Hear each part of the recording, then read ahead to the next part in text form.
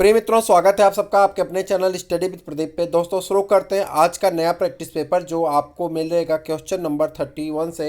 यानी आप जानते हैं कि इसके पहले एक प्रैक्टिस पेपर आपका हो चुका है और 31वें क्वेश्चन से आपका दूसरा प्रैक्टिस पेपर आज स्टार्ट किया जा रहा है हिंदी का। तो चलिए देखते हैं, एक एक प्रश्नों का आप आंसर देते रहिएगा, नीचे बताते रहिएगा कितने प्रश्न आपके सही हैं।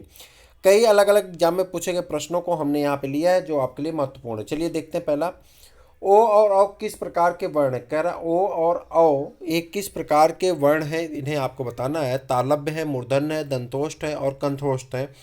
तो ऊपर एक तो में आप बताएंगे कि कौन से कंठोष्ठ वर्ण है, यानी कंठ से भी बोले जाते हैं और ओष्ठ से भी बोले जाते हैं। तो ऐसे वर्ण को हम क्या कहते हैं?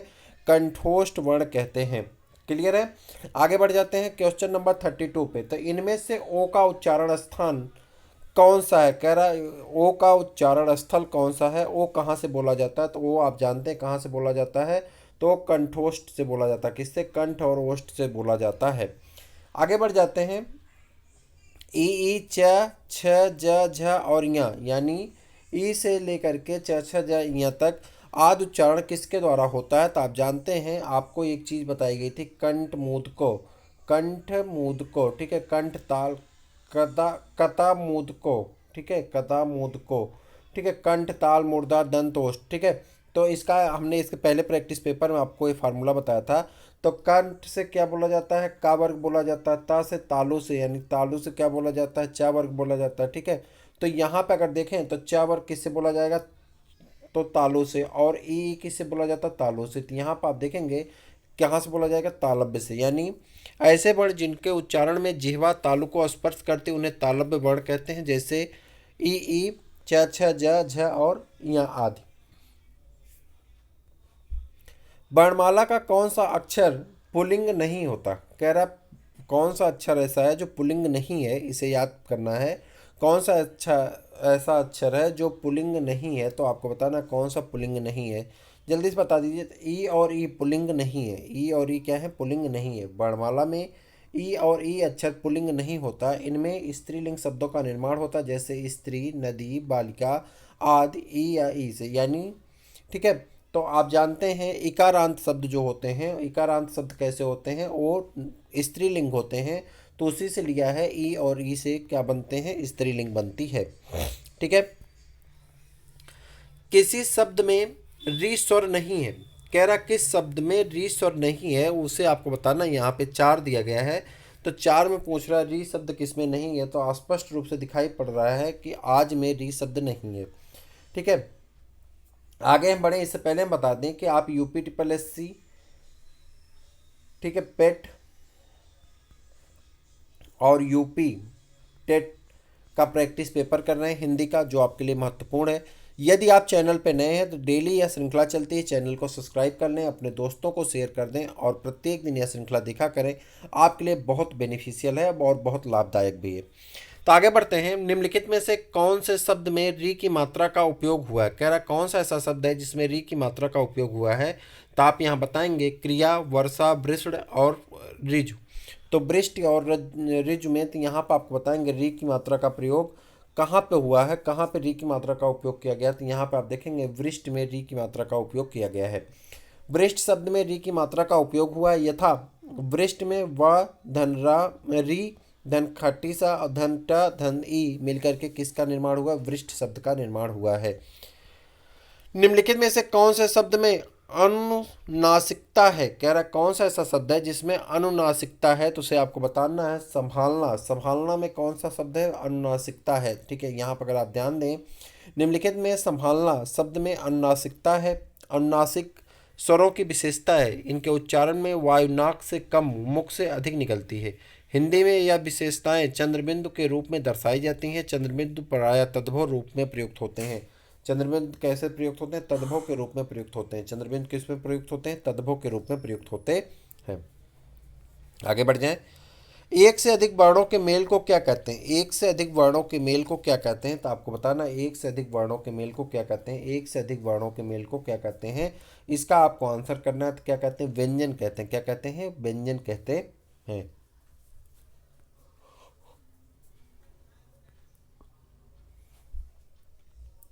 हिंदी वर्णमाला में व्यंजनों की कुल संख्या कितनी? हिंदी वर्णमाला में व्यंजनों की संख्या कितनी? हिंदी वर्णमाला में व्यंजनों की संख्या कितनी? 33 है। पिछली प्रैक्टिस सेट में भी कई बार क्वेश्चन आए थे, इस बार भी आ गए। ठीक है, आगे बढ़ जाते हैं। निम्नलिखित में कंठ ध्वनियाँ कौन सी हैं? निम्नलिखित में कंठ ध्वनियाँ कौन सी हैं आपको बताना है। निम्नलिखित में कंठ ध्वनियाँ कौन सी हैं? तो अगर आप देखेंगे यहाँ पे कंठ ध्वनियाँ कौन सी, का और खा ये क्या है? कंठ ध्वनियाँ हैं।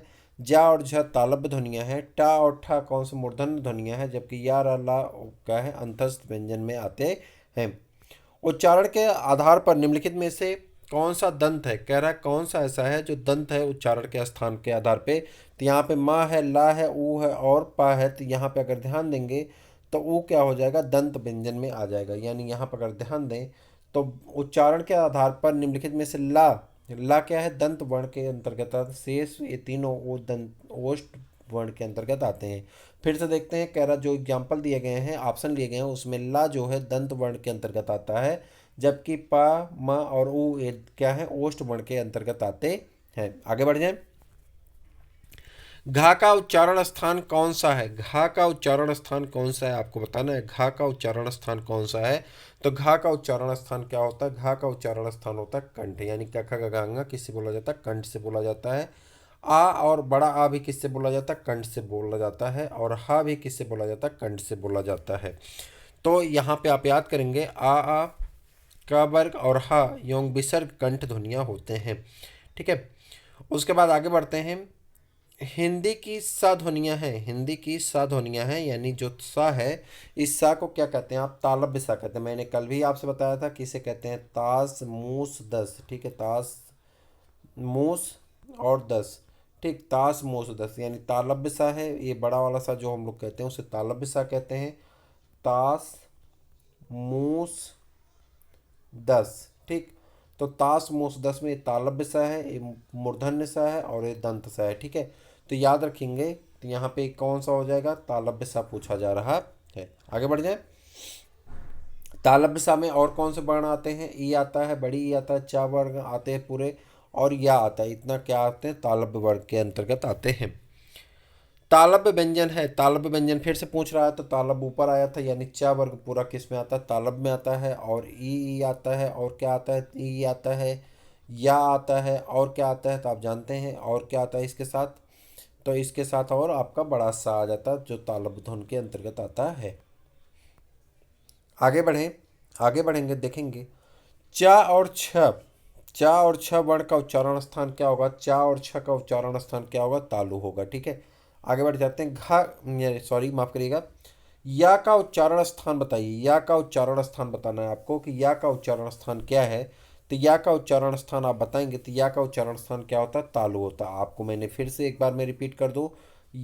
चा वर्ग पूरा ऐसे, ई बड़ी ई पूरा चा वर्ग और कौन सा? या और बड़ा सा। इतना चीज़ें किस में आती हैं?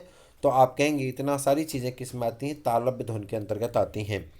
निम्न में तालव्य ध्वनियाँ हैं। तालव्य ध्वनियाँ कौन से? फिर तालव्य पूछा जा रहा है, तो बड़ा सा जो होता है वो किस में आता है? तालव्य में आता है।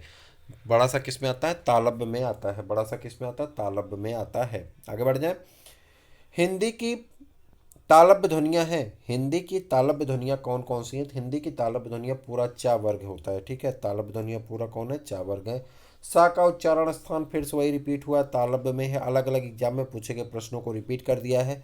चा वर्ग ध्वनियाँ किसके अंतर्गत आती हैं? चा वर्ग ध्वनियाँ तालव्य के अंतर्गत आती हैं। चा वर्ग ध्वनियाँ किस में आती हैं? तालव्य के अंतर्गत आती हैं।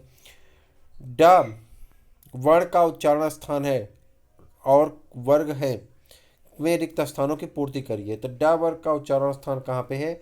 डा वर्ग का उच्चारण स्थान मूर्धा है और यह टा वर्ग का चौथा वर्ण है। डा वर्ग का कौन सा वर्ण है? चौथा वर्ण होता है। निम्नलिखित में से कौन सा वर्ण उच्चारण की दृष्टि से दंत नहीं है?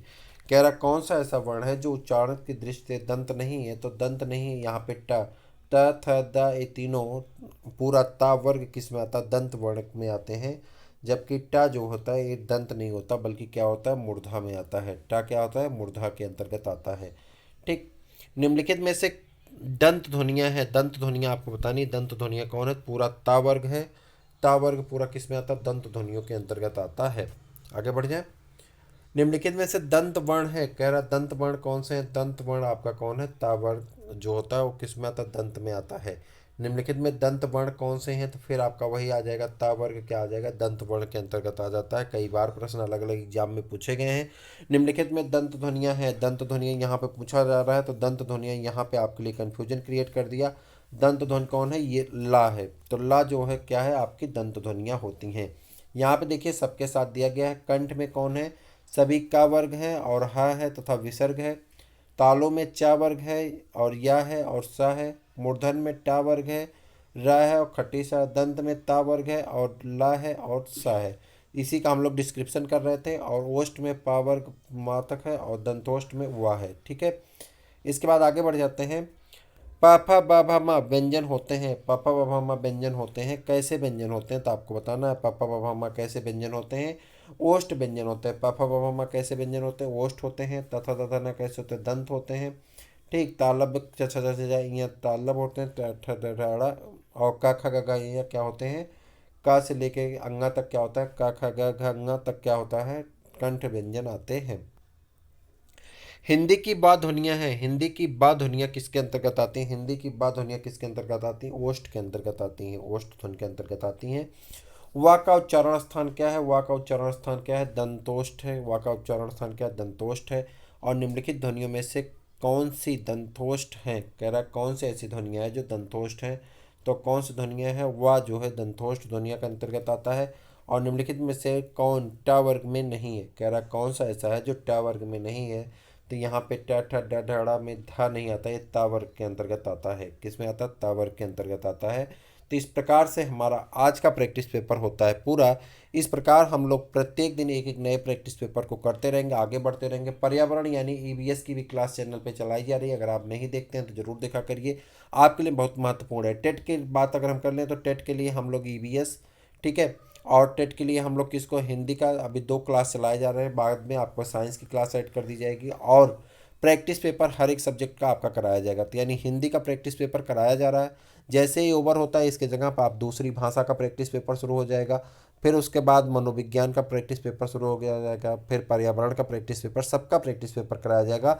पर्यावरण की स्पेशली क्लास भी चल रही, तो उसे आप जरूर देखा करें, आपको बहुत सारे लाभ होने वाले हैं। तो फिर मिलते हैं हम किसी और वीडियो में, तब तक के लिए इजाज़त दीजिए। नमस्कार।